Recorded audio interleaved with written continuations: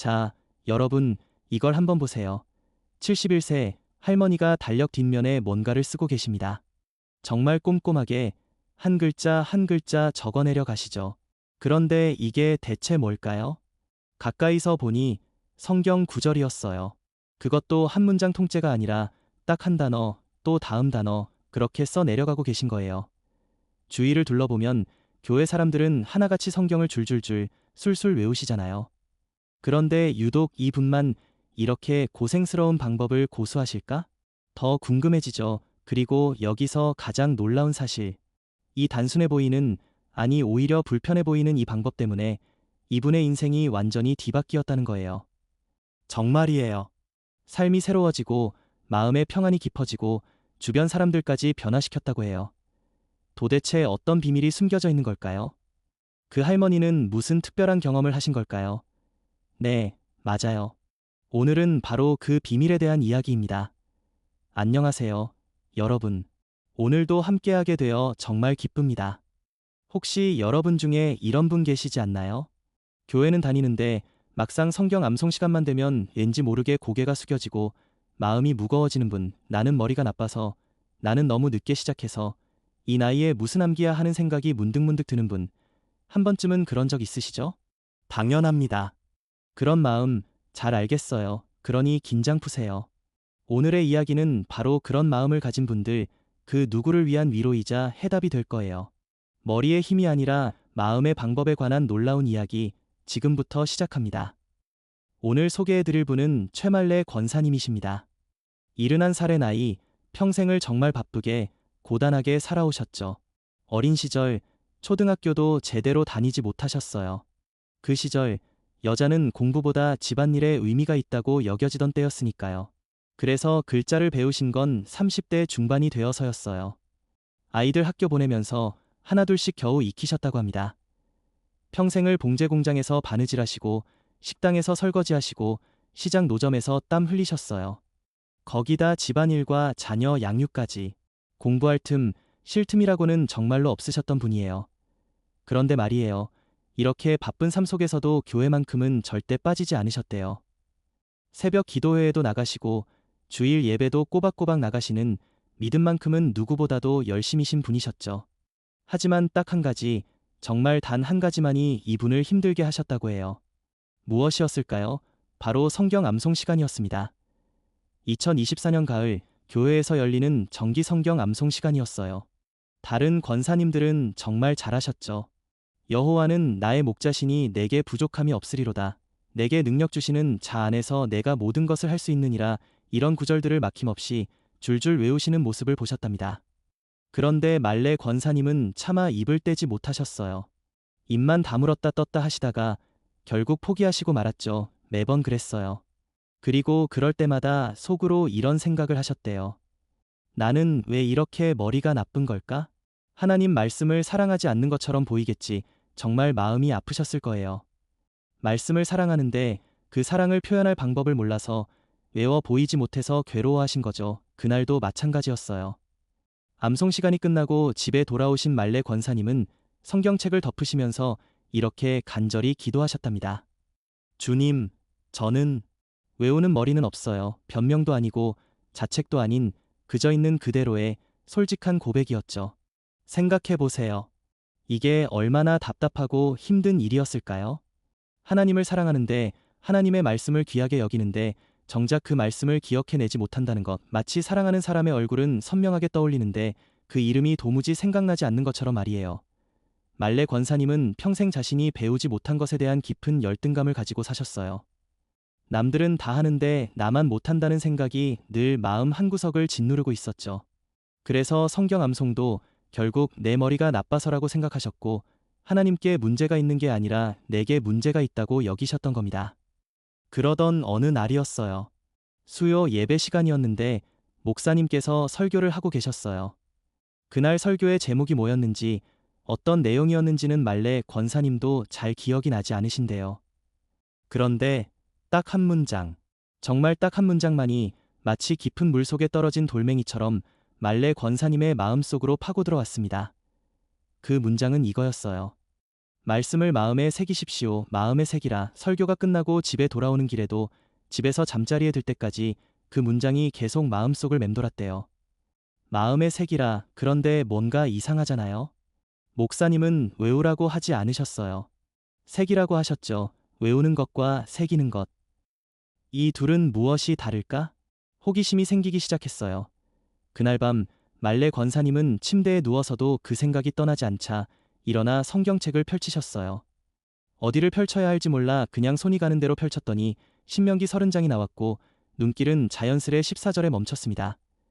이 말씀이 내게 매우 가까워서 내 입에 있으며 내 마음에 있은즉 내가 이를 행할 수 있느니라. 이 구절을 읽으시던 말레 권사님의 손이 확 멈춰버렸어요. 그리고 다시 한번 더 천천히 소리내어 읽어보셨어요. 내 입에 있으며 내 마음에 있으며 그리고 중얼거리셨죠. 입에, 마음에. 그런데 머리에 있다는 말은 없네. 바로 이 순간이었어요. 말레 권사님은 뒤통수를 한 대 세게 맞은 듯한 충격을 느꼈대요. 아니, 정확히는 어두운 방에 갑자기 불이 켜지는 것 같은 환한 깨달음이었죠. 성경은 머리에 넣으라고, 외우라고 하지 않았어요. 입에 있으라고, 마음에 있으라고 했어요.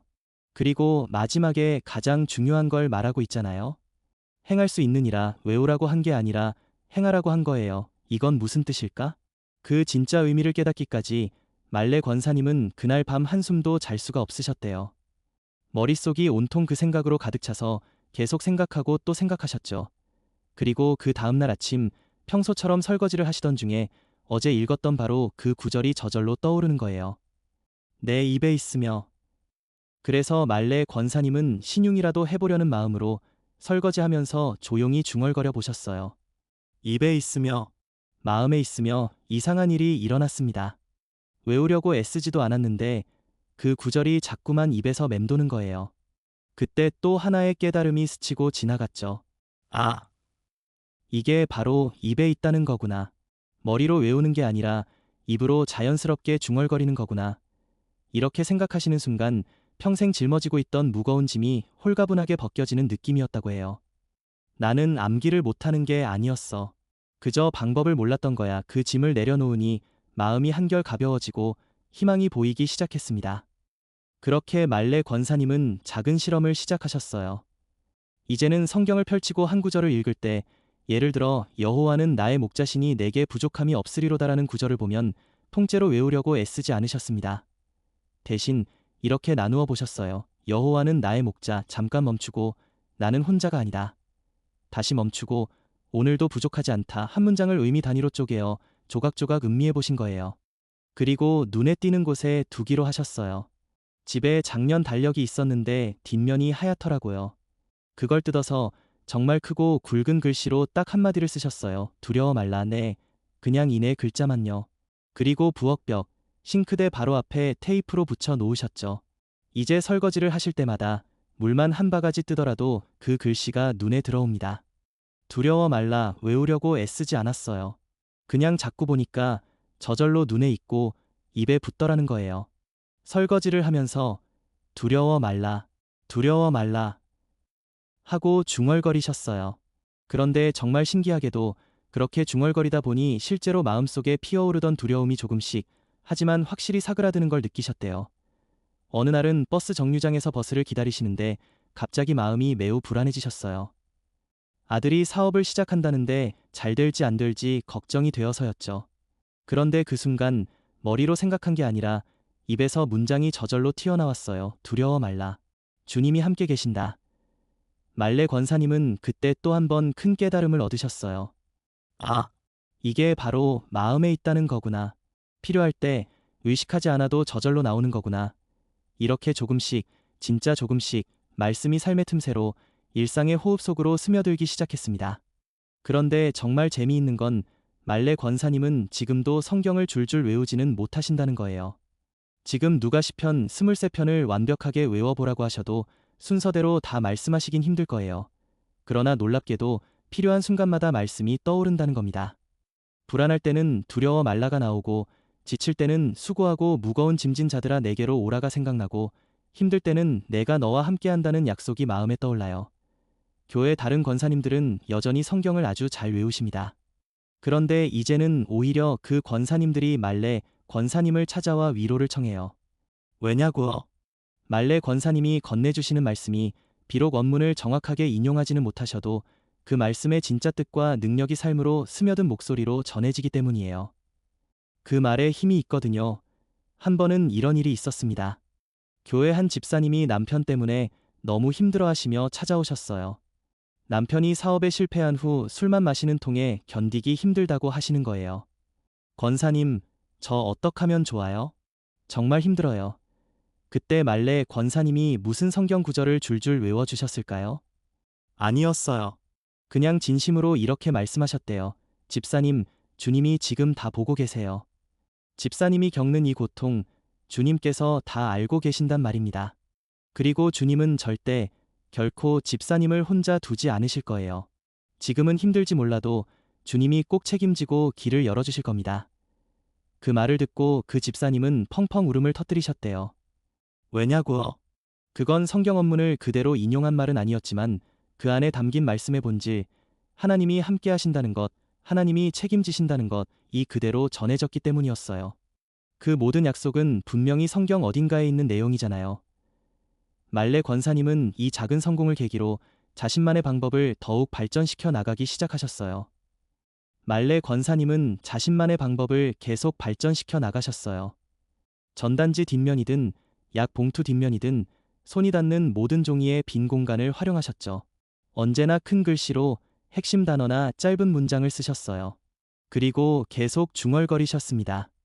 외우려고 애쓰지 않고 그냥 입에서 흘러나오도록 말이에요. 또 하나의 중요한 방법을 발견하셨는데요. 바로 성경 구절을 자기 말로 바꾸는 것이었어요. 예를 들어 여호와는 나의 목자시니 내게 부족함이 없으리로다라는 구절을 말레 권사님은 이렇게 바꾸셨어요. 주님이 나를 먹여 살리신다. 오늘도 굶지 않으신다. 문장이 성경과 정확히 일치하지 않아도 괜찮았어요. 뜻이 맞기만 하면 되는 거였죠. 이렇게 자기 언어로 바꾸니까 더 친숙해지고 마음속에 더 깊이 와닿는 걸 느끼셨답니다. 그리고 놀라운 일이 생겼어요. 기도할 때 말씀이 자연스럽게 섞이기 시작한 거예요. 예전에는 주님 감사합니다.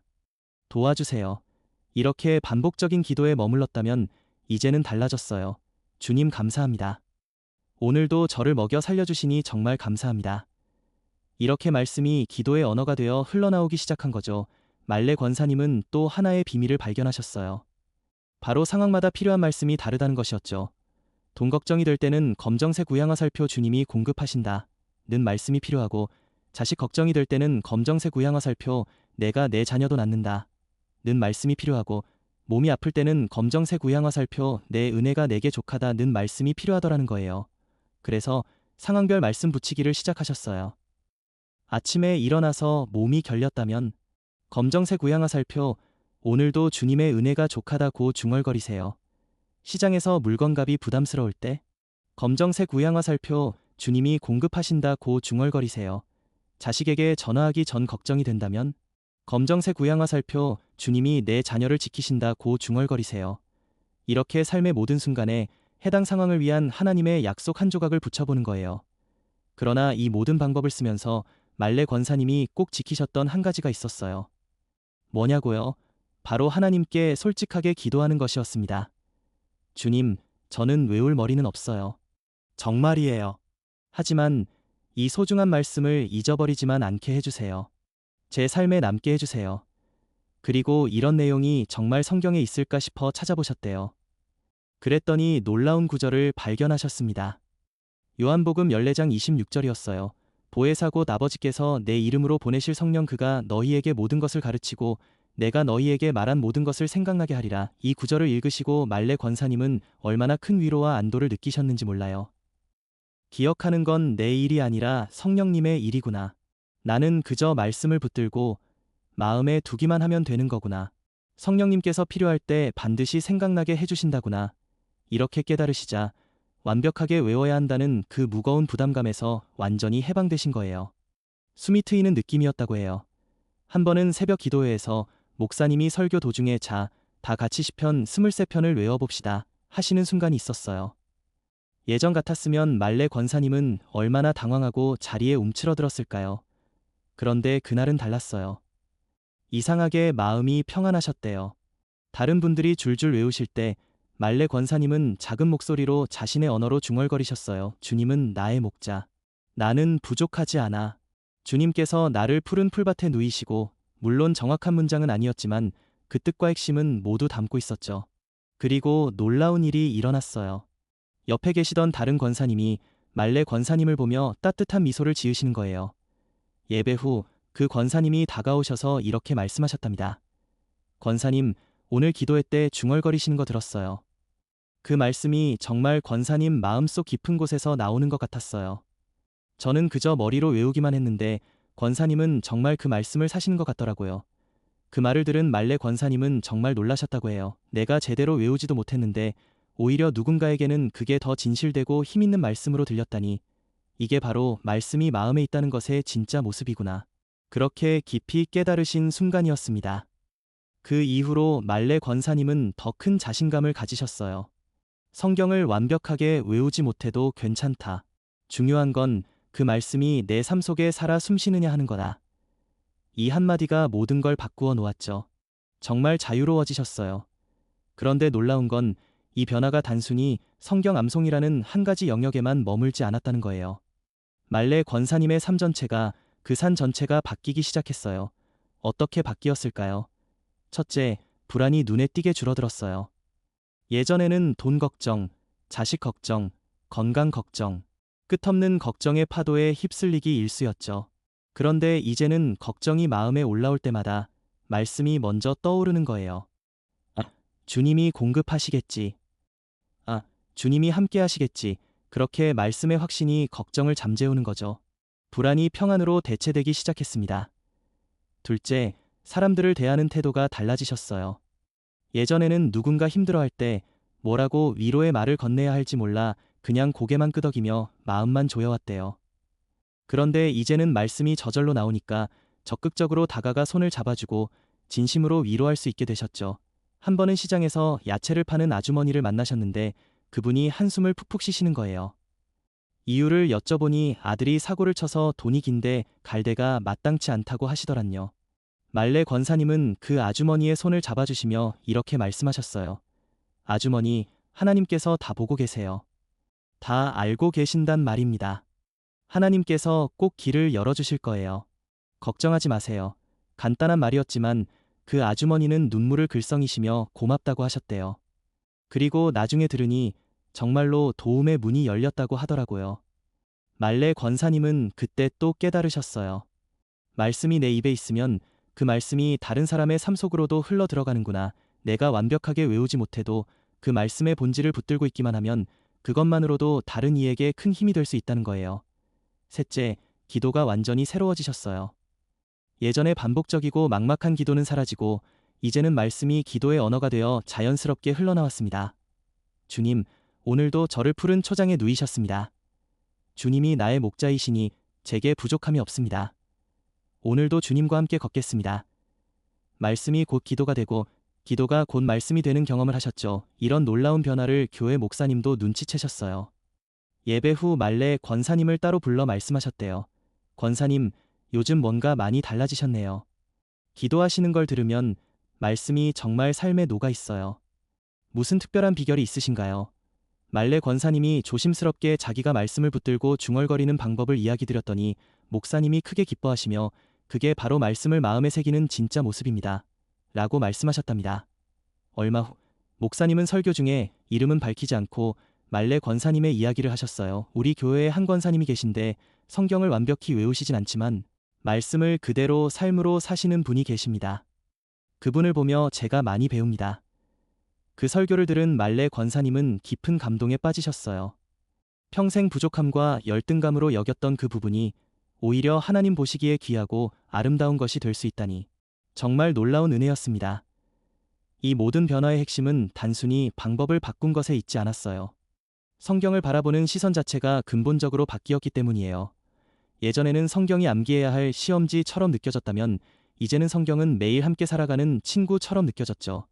시험지는 틀리면 안 되고 빠짐없이 외워야 하지만 친구는 완벽할 필요 없이 서로 이해하고 의지하며 시간을 보내는 게 중요하잖아요. 말레 권사님은 이제 성경을 그런 친구처럼 대하기 시작하셨어요. 매일 아침 성경을 펼쳐 한 구절을 읽습니다. 완벽하게 외워야지라는 마음이 아니라 오늘 하루 나와 함께할 이 말씀이구나 하고 받아들이는 거예요. 그리고 하루 종일 그 친구의 이름을 그 친구가 건네는 말을 중얼거리며 산답니다. 말레 권사님의 이야기를 통해 우리가 배울 수 있는 소중한 교훈들을 정리해 볼게요. 첫째, 성경은 암기 시험지가 아닙니다. 삶의 지침서예요. 완벽하게 외우는 게 목적이 아니라 삶에서 적용하고 사용하는 게 목적이에요. 시험지는 100점을 받아야 하지만 지침서는 필요한 부분을 찾았으면 되는 거잖아요. 둘째, 하나님은 우리의 기억력을 보시지 않아요. 우리의 마음을 보십니다. 완벽하게 외웠는지가 중요한 게 아니라 그 말씀을 얼마나 사랑하고 붙들고 있는지가 중요해요. 신명기 30장 14절 기억하시죠? 이 말씀이 내 입에 있으며 내 마음에 있은즉. 입과 마음이 먼저입니다. 셋째, 말씀을 새기는 방법은 한 가지가 아니에요. 누군가는 통째로 외울 수 있고, 누군가는 중얼거려야 하고, 누군가는 써야 하고, 누군가는 노래로 불러야 합니다. 중요한 건 자기에게 맞는 방법을 찾는 거예요. 말레 권사님에게는 중얼거리기와 상황에 붙이기가 그 방법이었죠. 넷째, 말씀은 단순한 지식이 아니라 능력입니다. 머리에 저장하는 게 목적이 아니라 삶에서 살려내는 게 목적이에요. 아무리 많이 알아도 실천하지 않으면 힘이 없지만 조금이라도 붙들고 살면 놀라운 능력이 나타납니다. 다섯째, 기억은 성령님의 일입니다. 요한복음 14장 26절을 다시 기억해요. 성령이 너희에게 모든 것을 가르치고 내가 너희에게 말한 모든 것을 생각나게 하리라. 우리가 완벽하게 외우려고 발버둥칠 필요가 없어요. 우리는 말씀을 붙들기만 하면 됩니다. 생각나게 하는 건 성령님께 맡기세요. 여섯째, 말씀으로 사는 것이 최고의 전도입니다. 성경 구절을 줄줄 외워 설득하는 게 아니라 말씀으로 변화된 삶 자체를 보여주는 것이 가장 강력한 전도예요. 말레 권사님의 남편님이 변한 것처럼 말이에요. 일곱째, 하나님은 우리의 부족함까지도 사용하십니다. 말레 권사님은 배우지 못한 것을 평생의 약점으로 생각하셨어요. 하지만 하나님은 그런 그녀의 솔직함과 간절함을 통해서 오히려 더 많은 사람들을 깨닫게 하시고 위로하셨습니다. 우리의 부족함이 하나님의 은혜를 드러내는 통로가 될 수 있어요. 자, 그렇다면 이제 우리는 어떻게 시작하면 될까요? 추상적인 이야기가 아니라 오늘 당장 실천할 수 있는 구체적인 방법을 알려드릴게요. 1단계, 오늘 집에 가서 성경책을 펼쳐보세요. 어디든 좋아요. 그냥 손이 가는 대로 펼치세요. 그리고 눈에 들어오는 한 구절, 딱 한 구절만 골라보세요. 완벽하게 외우려고 하지 마시고 그냥 마음에 와닿는 그 한마디를 찾으세요. 2단계, 그 구절을 나의 언어로 바꿔보세요. 예를 들어, 여호와는 나의 목자시니 내게 부족함이 없으리로다를 주님이 나를 돌보신다. 나는 부족하지 않다 이렇게요. 성경 말씀을 내가 평소 쓰는 말로 풀어보는 거예요. 3단계, 종이에 한 단어만 크게 써보세요. 달력 뒷면, 전단지, 아무 종이나 좋아요. 두려워 말라, 함께 하신다, 공급하신다. 이런 핵심 단어 하나를 정말 크게 쓰고 자주 보는 곳, 냉장고, 거울, 현관문에 붙이세요. 4단계, 하루 종일 중얼거리세요. 외우려고 애쓰지 마세요. 설거지할 때, 걸어갈 때, 버스를 기다릴 때 그냥 입에서 자연스럽게 흘러나오도록 조용히 중얼거리세요. 5단계, 일주일 동안 그 한 구절만 붙들고 가세요. 하루에 새로운 말씀을 찾지 마세요. 일주일 내내 같은 말씀을 곱씹고 중얼거리고 상황에 적용해 보세요. 그러면 그 말씀이 정말 내 것이 되어요. 6단계, 성령님께 기도하세요. 주님, 저는 외울 머리가 없어요. 하지만 이 말씀을 잊지 않게 해주세요. 필요할 때 성령님께서 꼭 생각나게 해주세요. 이렇게 간단히 기도하세요. 기억은 성령님의 목이에요. 이렇게 일주일에 한 구절씩만 한다 해도 1년이면 신두개의 구절이, 2년이면 100개가 넘는 하나님의 약속이 여러분의 삶에 뿌리내리게 될 거예요. 여러분 중에 나는 머리가 나빠서 라고 생각하시는 분 계세요. 오늘 이 이야기가 작은 용기가 되었으면 합니다. 여러분 중에 성경 암송 시간만 되면 숙연해지시는 분 계세요. 괜찮아요. 완벽한 암송이 신앙의 전부가 아니에요. 여러분 중에 왜 변하지 않을까 고민하시는 분 계세요. 오늘, 지금 이 순간부터 시작해보세요. 하나님은 이렇게 말씀하십니다. 얘야, 나는 내 기억력을 묻지 않는다. 내가 내 말씀을 붙들고 있는지만 본다. 완벽하지 않아도 괜찮다. 내가 나를 사랑하는 마음만 있으면 된다. 성경은 똑똑한 사람을 위한 책이 아닙니다. 간절한 사람을 위한 책입니다. 완벽한 사람을 위한 책이 아닙니다. 겸손한 사람을 위한 책입니다. 여러분은 어떤 사람이 되고 싶으신가요? 성경을 완벽히 외우는 사람, 아니면 성경대로 사는 사람, 물론 둘 다면 좋겠지만 하나를 선택해야 한다면 성경대로 사는 사람이 되는 것이 훨씬 더 중요합니다. 말레 권사님이 보여주신 것처럼 말씀이 삶에 스며들 때 주변의 모든 것이 변화하기 시작합니다. 오늘 집에 가서 성경책을 펼쳐보세요. 고개 숙이지 마세요. 당당하게 펼치세요. 완벽하지 않아도 괜찮습니다. 그냥 붙들기만 하세요. 하나님이 나머지는 다 해결해 주실 겁니다. 여러분의 삶에 말씀이 입에, 마음에, 삶 가운데 살아 역사하기를 진심으로 기도합니다. 이제 우리 이야기는 마무리 단계에 이르렀어요. 자, 여러분이 오늘 집에 가서 성경을 펼치고 그 마음에 와닿는 한 구절을 선택하셨다고 상상해 봅시다. 작은 실험이 시작되는 순간이죠. 혹시 여러분 중에서 이런 생각이 드시나요? 이 방법이 정말 효과가 있을까? 나도 정말 변할 수 있을까? 당연한 의문이에요. 말레 권사님도 처음에는 반신반의하셨다고 해요. 정말 이렇게 중얼거리는 것만으로 말씀이 내 것이 될까? 하고 말이죠. 그런데 변화는 서서히, 그러나 확실하게 찾아왔습니다. 첫 주는 그저 습관을 들이는 시간이었어요. 그냥 중얼거리고 글씨를 쓰고 붙여보는 시간. 별다른 느낌이 없을 수도 있어요.